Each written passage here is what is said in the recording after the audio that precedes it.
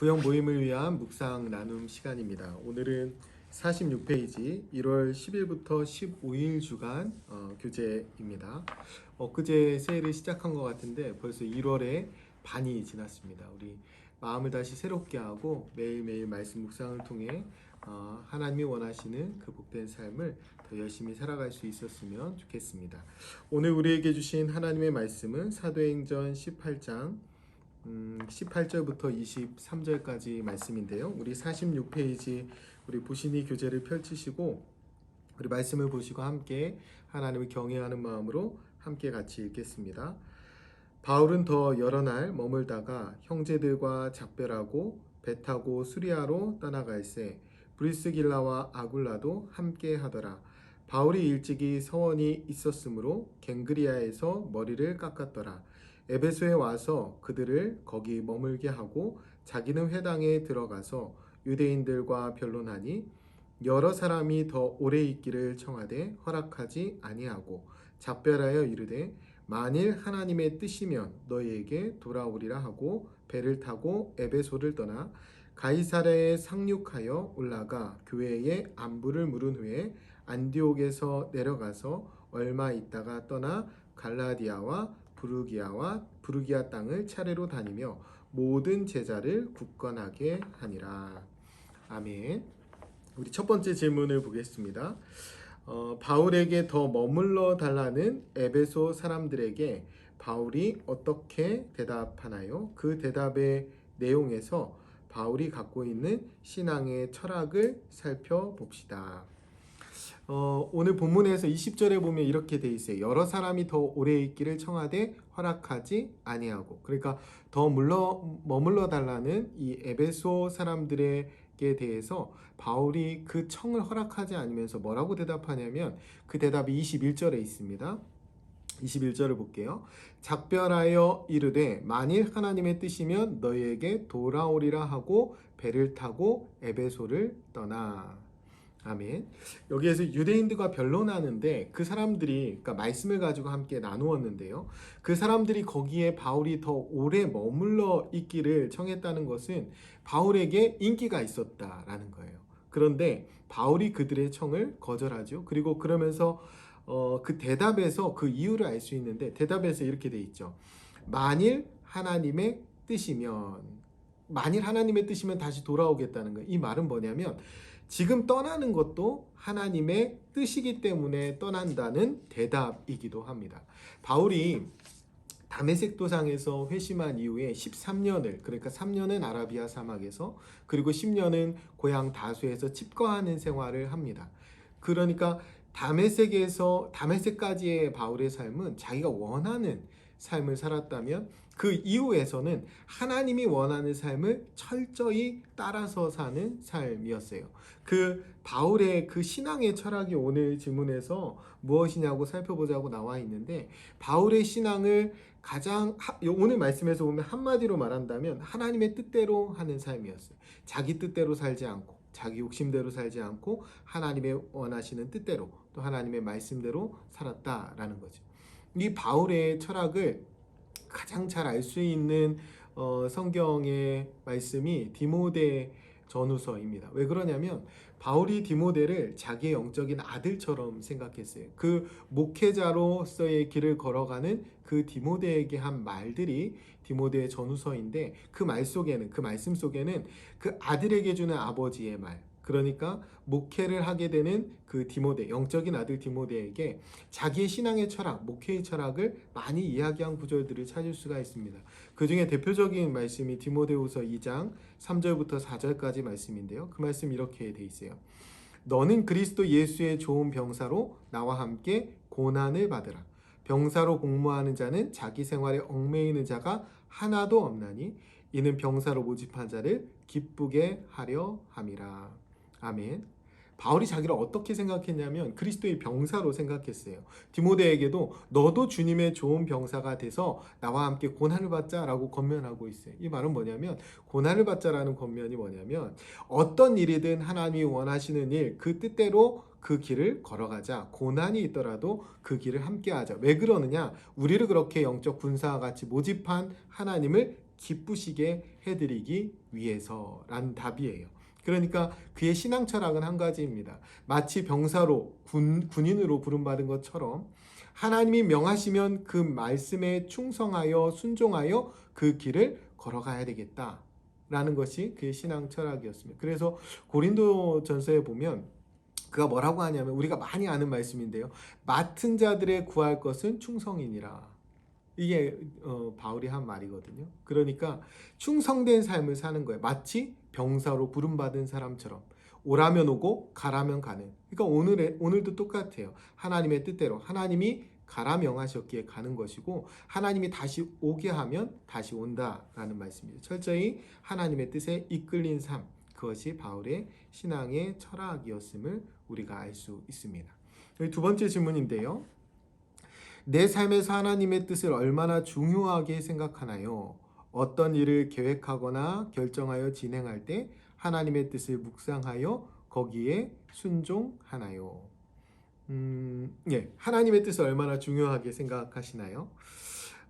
이 질문은 이렇게 한번 바꿔볼게요. 우리는 하나님의 뜻을 몰라서 안 지킬까요? 아니면 하나님의 뜻이 싫어서 안 지킬까요? 저는 몰라서 안 따르는 경우, 우리가 하나님의 뜻을 몰라서 안 지키는 경우는 별로 없다고 생각합니다. 우리가 하나님의 뜻을 오늘 질문처럼 별로 중요하게 생각하지 않기 때문에 그래요. 내 뜻이 더 중요하기 때문에 하나님의 뜻을 잘 따르지 않는 겁니다. 오늘날처럼 이 하나님의 뜻이라는 말이 오용되는 시대가 더 없었던 것 같아요. 우리는 쉽게 하나님의 뜻을 내세우면서 다른 사람을 저주하기도 하고 하나님의 뜻을 내세우면서 전쟁을 선포하기도 합니다. 그러니까 자기 욕망 혹은 쾌락을 위해서 하나님의 이름을 들먹일 때가 많다라는 거예요. 하나님의 이름, 하나님의 뜻을 들먹일 때가 많이 있습니다. 이것이 사실은 하나님의 이름, 여호와의 이름을 망령되이 일컫는 가장 큰 죄인데도 불구하고 우리가 우리의 욕심에 이끌려서 그런 삶을 살게 되는 거예요. 오늘날 교회가 왜 세상의 추문거리로 전락하게 되냐면 교회의 구성원들이 하나님의 뜻보다 자기 뜻을 더 중요하게 생각하는 거예요. 하나님의 뜻을 몰라서 그런 것이 아닙니다. 여러분, 하나님의 뜻을 어떻게 알 수 있습니까? 하나님의 뜻을 너무 쉽게 알 수 있는 방법은 말씀에 다 기록되어 있어요. 그러니까 첫 번째로 말씀을 보면 하나님의 뜻을 알 수 있습니다. 너무 분명하게 말씀을 이미 하고 계셔요. 우리에게 거룩하게 살라고 말씀해 주셨고 하나님의 자녀답게 살라고 말씀해 주셨습니다. 하나님의 뜻이 이것이다. 이것을 지켜라. 이렇게 순종해라라고 수없이 하나님이 말씀해 주셨어요. 하지 말라고 하신 것이 있고 반드시 하라고 하신 것이 있습니다. 그 뜻을 우리가 성경을 통해서 분명히 알 수 있어요. 두 번째로는 기도를 통해서 알 수 있습니다. 어떤 일을 결정할 때 이것이 하나님의 뜻인가? 우리가 기도해 보면 분명히 알 수 있어요. 하나님 기도하는 중에 우리 마음에 평안을 주시죠. 우리가 결정하고 또 그 결정을 놓고 기도할 때 하나님이 그것이 하나님의 뜻인지 우리 마음 가운데 평안으로 응답해 주신다라는 거예요. 세 번째로는 다른 사람들을 통해서 알 수 있습니다. 믿음의 사람들을 통해서 조언을 구하고 기도를 부탁하면서 우리가 그것이 하나님의 뜻인지 어떤 결정을 두고 하나님의 뜻을 알 수 있습니다. 사실 이것은 우리가 중요한 결정을 할 때 다 하는 거예요. 말씀에 비추어보고 기도해보고 주변 사람들에게 기도 부탁하면서 하나님의 뜻을 찾아가죠. 그런데 문제는 우리가 인생을 사는 동안에 전혀 알 수 없는 하나님의 뜻도 있다라는 거예요. 명확히 드러나지 않는 하나님의 뜻. 이것이 좀 어려운 부분인데 코로나19를 우리가 3년째 맞이하고 있잖아요. 이 코로나19 상황을 지나면서 도대체 하나님의 뜻이 무엇입니까? 라고 묻는 사람들이 많이 있습니다. 코로나19라는 상황, 그 상황 가운데 겪는 고난 때문에 하는 질문인데요. 비단 코로나뿐만 아니고 우리가 인생을 살아가는 동안에 겪게 되는 어려움이 있고 고난이 있습니다. 그때 우리가 질문하게 되는 거예요. 하나님의 뜻이 어디에 있습니까? 도대체 이 고난이 왜 일어나는 겁니까? 라고 하나님께 그 뜻을 물을 때가 있는데 우리가 그 뜻을 명확히 알지 못할 때가 더 많이 있습니다. 특히 고난 가운데 있을 때 하나님의 뜻이 무엇인지 우리가 잘 모를 때가, 알지 못하게 될 때가 더 많이 있어요. 그럴 때는 어떻게 해야 되냐면 알 수 없는 하나님의 뜻을 찾기보다 이미 드러난 내가 할 수 있는 하나님의 뜻을 찾아 행하는 것이 중요합니다. 시편 119편 7절에 이렇게 말씀합니다. 고난당하기 전에는 내가 그릇 행하였더니 이제는 주의 말씀을 지키나이다. 아멘. 고난을 통해서 깨닫는 게 뭐냐면 하나님의 말씀을 지키는 거예요. 우리가 고난 가운데에 하나님의 뜻을 다 알 수 없지만 이미 분명하게 이미 알려주신 드러내주신 하나님의 뜻이 있다라는 거예요. 그 뜻을 지키는 것이 더 중요합니다. 하나님의 뜻하고 분명하게 드러난 성경의 말씀이 데살로니가전서 5장 16절부터 18절까지 말씀이에요. 항상 기뻐하라, 쉬지 말고 기도하라, 범사에 감사하라. 이것이 너희를 향하신 하나님의 뜻이니라. 아멘. 하나님의 뜻이 이것이라고 우리에게 말씀해 주셨어요. 항상 기뻐하는 것. C.S. 루이스라는 사람이 우리가 천국문 앞에서 이런 질문을 받을 거라고 했어요. 어떤 질문이냐면 당신은 예수님을 만남으로 참을 수 없는 기쁨을 간직하고 있습니까? 이것이 천국문 앞에 우리가 받는 질문이라고 합니다. 항상 기뻐하는 것이 중요하죠. 우리 서울신학대학교 전에 교수님이셨는데 권혁승 교수님께서 쓰신 칼럼의 내용이 있어요. 이 데살로니가전서 5장 16절 18절의 말씀으로 항상 기뻐하라는 뜻은 히브리어로 사메아흐인데 이거는 자긍심과 당당함을 뜻한대요. 그러니까 뭘로 기뻐할 수 있냐면 내가 자녀된 자긍심과 자녀된 당당함으로 기뻐한다라는 말이에요. 그러니까 우리가 항상 기뻐하라 이 말씀을 지키려면 우리가 하나님의 자녀라는 사실을 늘 기억해야 합니다. 그래야 기뻐할 수 있어요. 범사에 감사할 수 있는 근거는 무엇이냐면 히브리어로 이 감사라는 말은 토다인데 이거는 인정과 신뢰성이라고 그랬어요. 그러니까 어떻게 감사할 수 있는 거냐면 상황과 환경, 내가 겪고 있는 일들 때문에 감사하는 것이 아니라 하나님, 내 아버지 되시는 하나님을 신뢰함으로 감사하는 겁니다. 시공간을 초월해 계신 하나님, 어제나 오늘이나 내일이나 동일하신 하나님. 그러니까 현재 당한 일로만 내가 하나님 앞에 감사를 드리거나 그렇지 않거나 한 것이 아니라 과거나 현재나 미래나 모든 일들을 하나님께 맡기고 하나님의 주권을 인정하며 그분을 신뢰하며 드리는 것이 감사예요. 그래서 범사에 감사할 수 있는 겁니다. 이 쉬지 말고 기도하라 해서 이 기도하다라는 히브리어는 히트팔렐인데 이건 중재하다, 소통하다라는 뜻이라고 했어요. 이건 뭐냐면 하나님과 소통하는 것. 기도는 하나님과 소통. 이게 왜 중간에 있냐면 항상 기뻐하고 범사에 감사하는 일이 이 기도를 통해서 하나님과 소통하지 않으면 할 수 없다라는 거예요. 이 기도의 통로가 제대로 열릴 때 우리가 받은 구원에 감격할 수 있고 하나님의 자녀됨에 감격해서 항상 기뻐할 수 있고 또 그 하나님을 신뢰하기 때문에 범사에 감사할 수 있다라는 말씀입니다. 그러니까 이것이 분명히 드러난 하나님의 뜻이에요. 우리가 알 수 없는 상황 가운데 있을 때, 도리어 고난 가운데 있을 때 붙들어야 될 말씀이 이것입니다.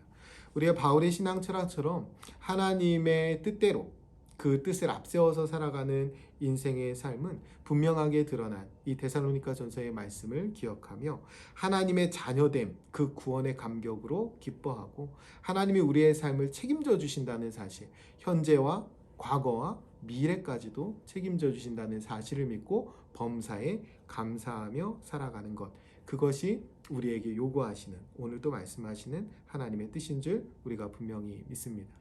분명히 드러난 하나님의 뜻을 행하는 저와 여러분이 되시기를 간절히 축원드립니다. 오늘 다음의 기도 제목을 함께 같이 기도할 텐데요. 제가 기도 제목을 한번 읽겠습니다. 첫 번째로 내 뜻을 내려놓고 하나님의 뜻을 따르게 하옵소서. 두 번째로 말씀과 기도 그리고 하나님의 사람들을 통해 하나님의 뜻을 찾게 하옵소서. 세 번째로 쉬지 않고 기도하게 하시고 구원의 감격으로 모든 상황 가운데 기뻐하게 하시며 하나님을 신뢰함으로 모든 일에 감사하게 하옵소서. 이 세 가지 기도 제목을 가지고 함께 같이 통성으로 기도하겠습니다. 기도합니다. 참 좋으신 아버지 하나님 감사합니다. 오늘도 피한 말씀을 통해서 하나님의 뜻을 찾게 도와주시고 하나님의 말씀을 가르쳐 주시니 감사합니다. 하나님 내 뜻을 내려놓고 하나님의 뜻을 따를 수 있도록 제 생각과 마음을 주장하여 주옵소서. 말씀과 기도 그리고 하나님의 사람들을 통해 하나님의 뜻을 찾아가게 하옵소서. 하나님 쉬지 않고 기도하게 하시고 구원의 감격으로 모든 상황 가운데 기뻐하며 하나님을 신뢰함으로 모든 일에